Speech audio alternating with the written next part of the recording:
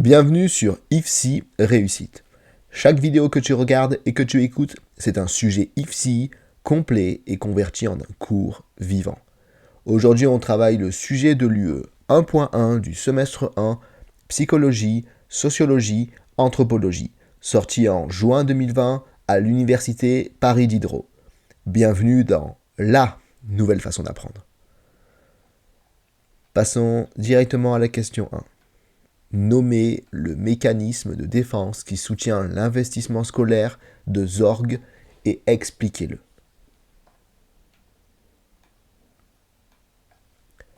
Imagine un adolescent comme Zorg, 14 ans, encore entre deux mondes, celui de l'enfance où tout est balisé et celui de l'adulte où rien ne l'est. À l'extérieur, on le voit comme un excellent élève. À l'intérieur, quelque chose tremble, mais personne ne l'entend encore. Quand il avait la tête plongée dans ses cahiers, c'était un peu comme s'il portait une armure, brillante, faite de formules de maths et de rédaction impeccables. Une armure tellement solide qu'elle empêchait n'importe quelle angoisse de se faufiler. Ce n'était pas seulement du goût pour l'école, c'était un mécanisme de défense.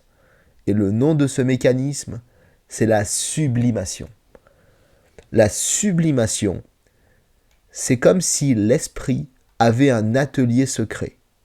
Il prend des émotions brutes, difficiles, parfois honteuses ou angoissantes, et les transforme en quelque chose de propre, valorisé, applaudi, comme transformer du charbon en diamant.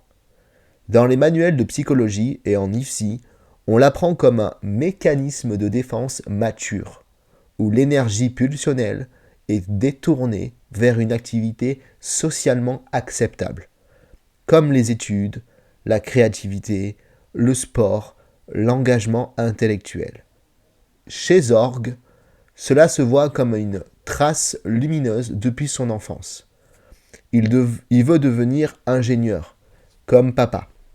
Il pose des questions le soir comme d'autres réclament une histoire avant de dormir. L'école devient son territoire maîtrisable. Les règles sont claires. Les notes disent ce qu'il vaut. Les réussites rassurent. C'est son refuge, sa structure, son lieu sûr. Quand on regarde de près, sa scolarité fonctionne comme une digue contre ce qui se passe en lui. Une angoisse encore muette, un malaise qu'il n'a jamais réussi à verbaliser. Alors, il fait ce que font beaucoup d'adolescents brillants qui ont peur du flou. Il transforme le chaos intérieur en performance extérieure. C'est ça, la sublimation. On pourrait l'imaginer comme un jongleur qui lance en l'air ses inquiétudes. Mais à la place des balles, ce sont des bonnes notes, des félicitations, une image d'élève parfait. Tant qu'il continue à jongler, on ne voit pas qu'il tremble. Mais un jour, la digue craque. Le jongleur manque une balle et tout s'effondre. Sa scolarité, qui jusque-là était son moteur, ne suffit plus. Et lorsqu'elle cesse d'être un refuge, Zorg doit faire face au mal-être qu'il avait laissé derrière la forteresse des cahiers.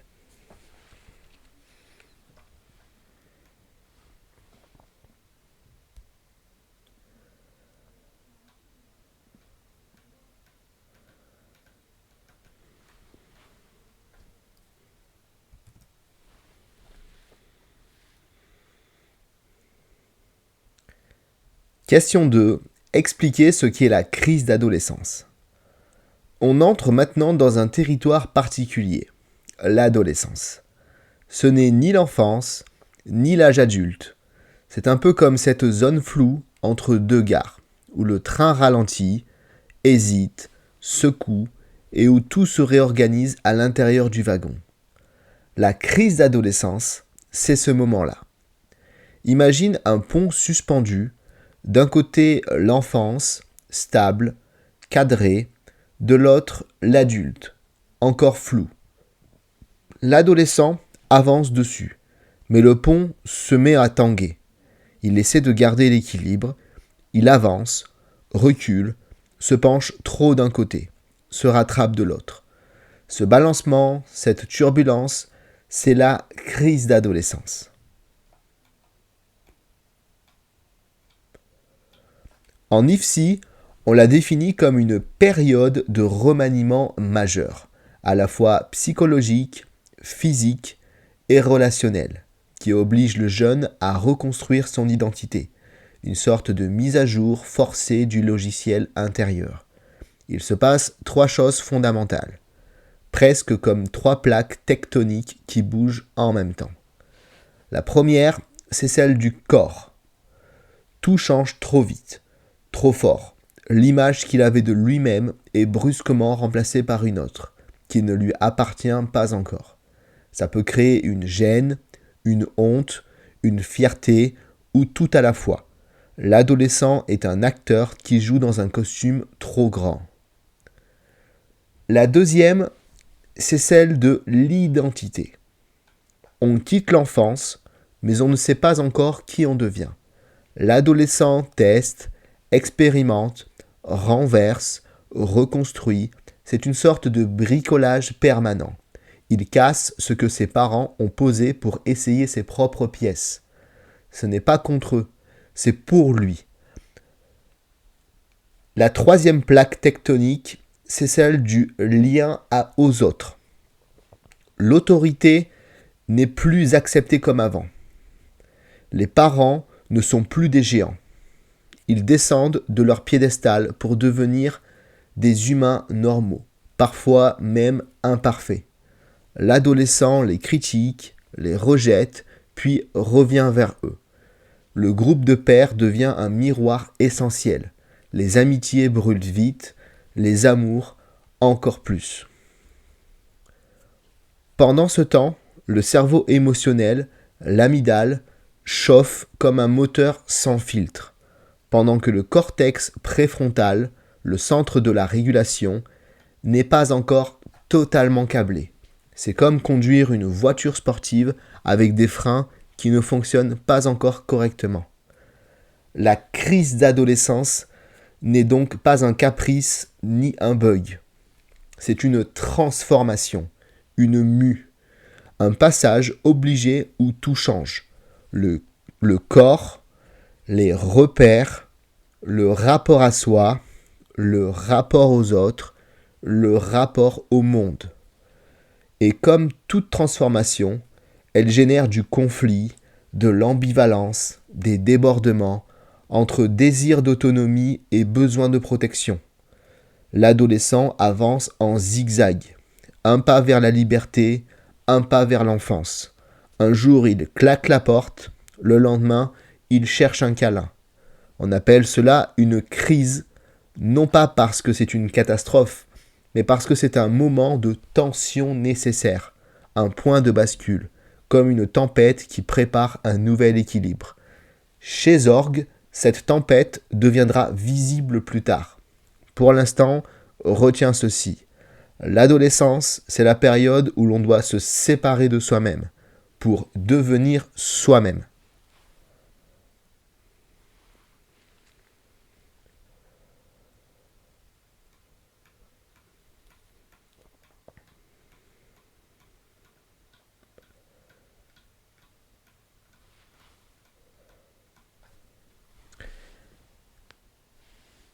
Question 3. Les éléments de la crise d'adolescence chez Zorg. Pour comprendre Zorg, il faut entrer dans sa chambre. Cette chambre où il se réfugie, où la lumière reste allumée tard, où les repas ne franchissent plus le seuil. C'est là que se joue la pièce de théâtre intérieure de son adolescence. Dès qu'on lit son histoire, on sent que quelque chose s'est mis à dérailler dans le passage de l'enfant prodige à l'adolescent en crise. Et chaque symptôme qu'il présente fait référence à un des grands axes de la crise d'adolescence.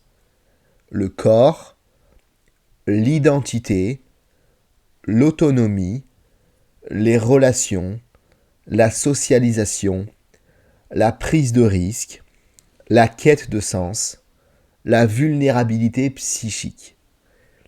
Pour Zorg, ces axes ne sont pas de simples lignes théoriques. Ce sont des secousses qui traversent sa vie une par une.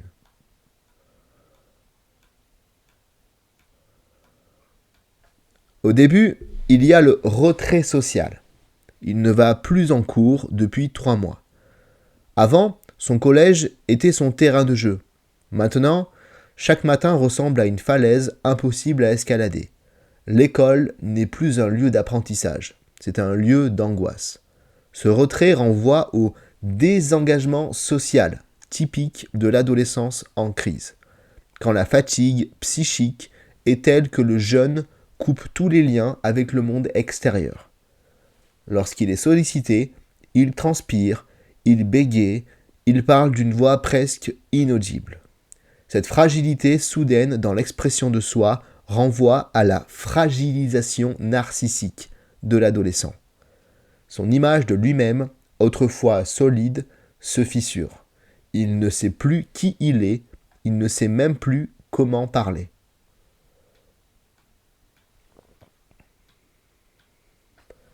Ensuite, on voit apparaître les troubles du comportement alimentaire relationnel.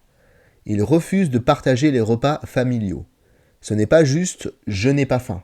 C'est « je n'arrive plus à être en présence des autres sans sentir que je suis trop, pas assez, de travers ».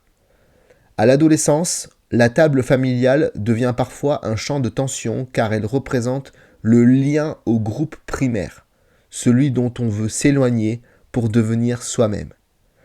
Son retrait dans sa chambre est une autre façon de dire « je ne sais plus où me mettre dans cette famille, alors je me mets hors de vue ».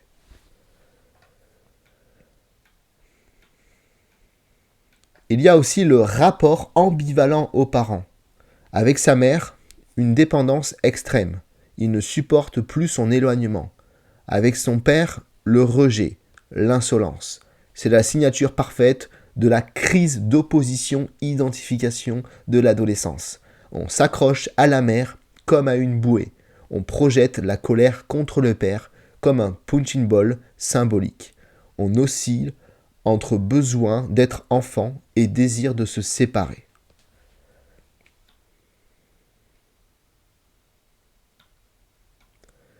Puis arrive un autre indice puissant. Il ne s'intéresse plus à rien de ce qui le passionnait. Le basket, la musique, son groupe de rap, tout s'étiole. Cette perte d'élan vital est un signe clé du désinvestissement des activités habituelles. Très typique quand l'adolescent perd ses repères internes.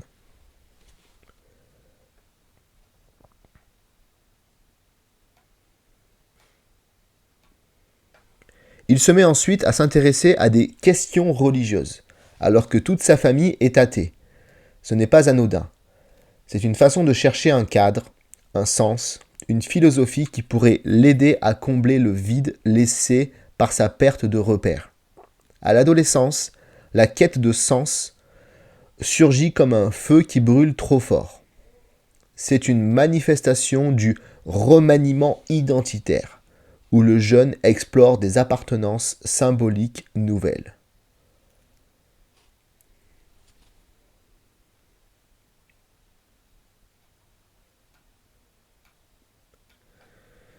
Il y a aussi la mise en danger. Alcool, cannabis, paris stupide dans le RER, chute, fracture, c'est un classique de la crise d'adolescence. Comme si son corps disait « je veux sentir que j'existe », même si c'est par le risque. On appelle cela la prise de risque. Un comportement fréquent lorsque les émotions débordent et que le cortex préfrontal ne suit pas encore. Après cet accident, quelque chose se brise en lui. L'humiliation, la douleur, le sentiment d'être dépassé. Il se renferme encore davantage. Cela renvoie à la vulnérabilité psychique de l'adolescent, qui peut être déstabilisé par un événement qui semblerait anodin à un adulte.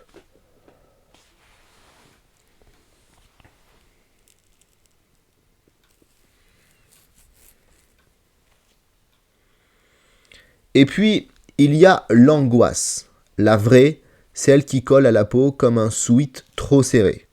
Lorsqu'il parle, il transpire, il tremble, il bégaye. C'est le signe d'une désorganisation émotionnelle, où le monde intérieur déborde de partout. L'adolescent n'a pas encore les outils pour gérer ce qui remonte en lui.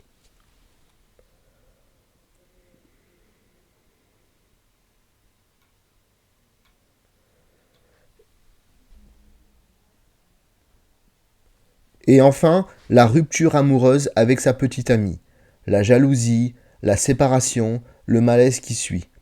Les relations amoureuses à l'adolescence sont comme des montagnes russes sans ceinture de sécurité.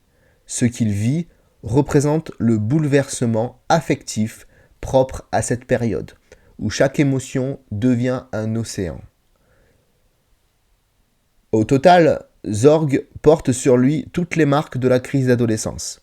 Le retrait, l'angoisse, l'opposition, la quête de sens, la mise en danger, la perte d'intérêt, les clivages relationnels, l'effondrement narcissique, les conduites addictives, la fragilisation du corps, les turbulences amoureuses.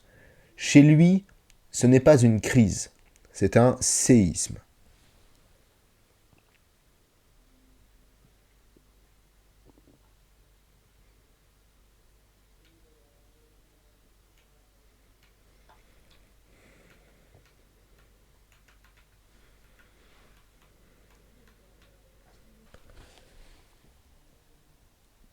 Question 4.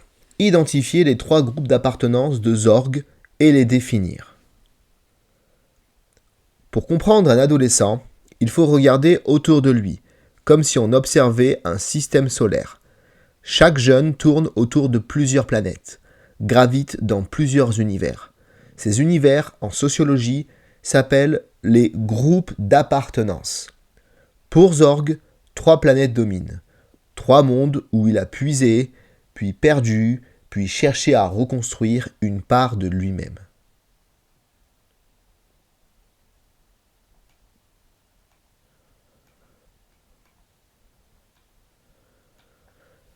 La première planète, la plus évidente, c'est la famille. C'est son groupe d'appartenance primaire, celui dans lequel il naît. Celui qui façonne ses premiers repères, ses premières sécurités, ses premières fragilités. Dans ce groupe, Zorg est attaché à sa mère comme à une ancre. Une ancre qu'il garde près de lui parce qu'il a peur de dériver trop loin. C'est aussi un groupe où le père occupe une place particulière, un modèle fascinant, mais aussi un point de tension, surtout avec l'histoire de son hospitalisation quand Zorg avait 4 ans. La famille est ce groupe qui transmet les valeurs, assure la socialisation primaire, donne une identité de base. Pour Zorg, c'est un refuge et une source de conflit, comme souvent à l'adolescence.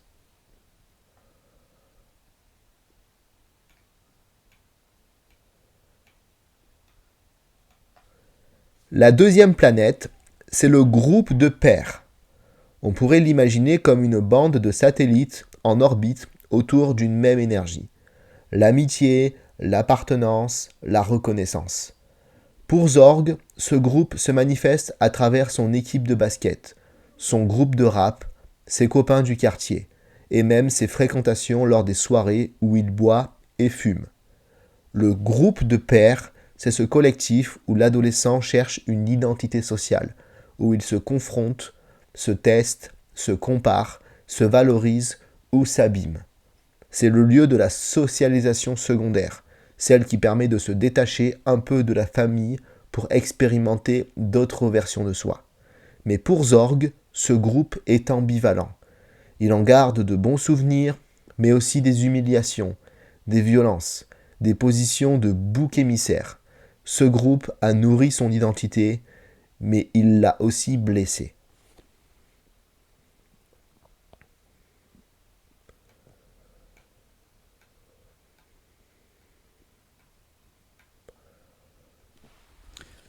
La troisième planète, c'est l'institution scolaire.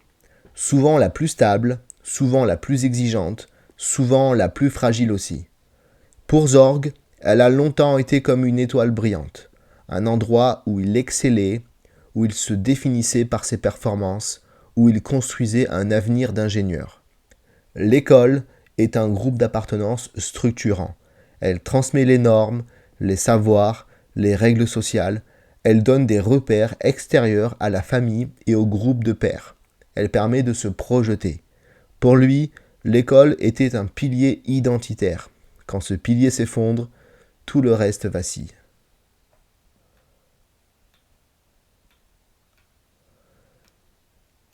Ces trois groupes ne sont pas des décorations autour de lui.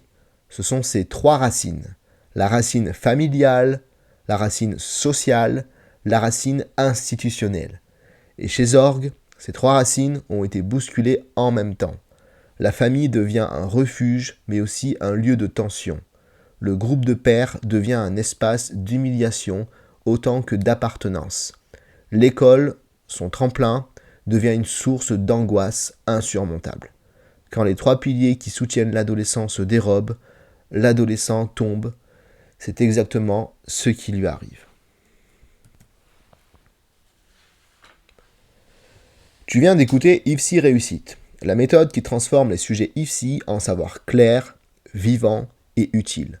Ce sujet vient s'ajouter à tous les autres que tu trouveras ici. Chaque vidéo te fait progresser parce que chaque sujet sont complémentaires entre eux et te donne les notions pour valider toutes tes unités d'enseignement.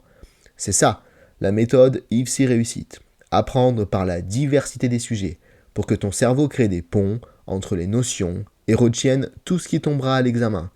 Et sans effort. À force d'écouter et de lire ces cours, tu finiras par tout connaître sans t'en rendre compte. Pas besoin de relire 100 fois les mêmes polycopiés.